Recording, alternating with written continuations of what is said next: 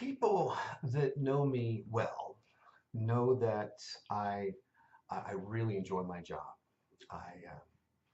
I think probably I have the easiest job in the world. In fact, not because I'm particularly good with people, because I'm not, but I do like contracts. I mean, I love a well-crafted contract that protects my clients, whether they're buying or selling, because a well-crafted contract has predictability. And when you're talking about an $800,000 purchase, predictability is a very, very good thing. And when it comes to contracts, that's often done with what are called contingencies. So today I'm going to talk to you about two contingencies that I use almost exclusively in transactions these days. And there's a reason for it. As the real estate market has come back up and folks have more equity in their homes, they're finding that they're perhaps in a house that is no longer a real good fit for them. They want to sell it.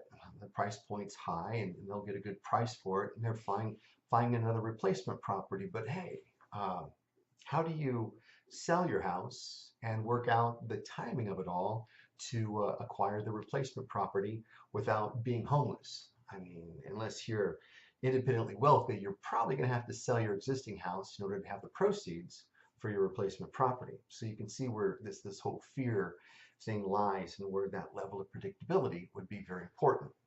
So I'd like to enter two different contingencies. The first one is called a seller's purchase of replacement property, right here. I'm not going to get real detailed with it because there are some variations as far as the time frames and the deposits and the close of escrow times. But in the basic sense, how this form is used as a contingency is this. You get an offer on your home that you've listed for sale, and you're like, okay, I like your offer. I want to sell you my house, but I'm not going to go ahead and close escrow with you until I find and close escrow on my replacement property. All right. Well, think about it. What you're essentially telling the buyers of your existing house is that, yes, I'll accept your offer, but I'm essentially choosing my own close date and my move out date. And I'm only doing it if I have a place to move into. Very, very cool. Very, very powerful for you, the client. But then what about the flip side? There's another document, another contingency. This one's called a contingency for the sale of the buyer's property. And how you would use this document is on the flip side.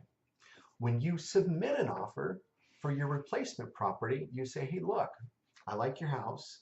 I want to buy it, but I don't have to close escrow on your property until I have the funds from my home that's currently up for sale. So essentially, you're telling them the opposite. I'll buy it, but only if I have the money for my current sale.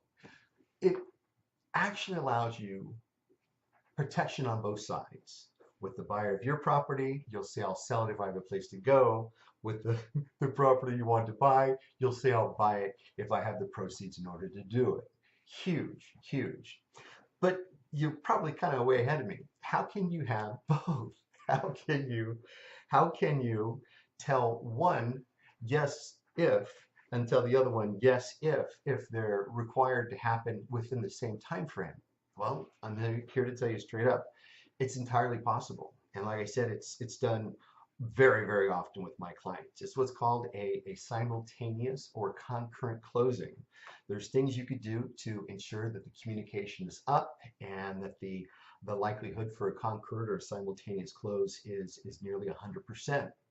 There's a few variations that you want to be aware of, but we could talk about that. But one thing's for sure, guys, it's done all the time, because as I said in the beginning, a lot of folks are in a position where they do want to go ahead and find another house that's a better fit for them.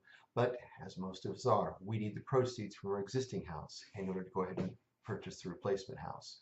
So if you have questions about these particular documents, these contingencies, if you will, please go ahead and give me a call or email anytime. You know I'm here. Talk to you later.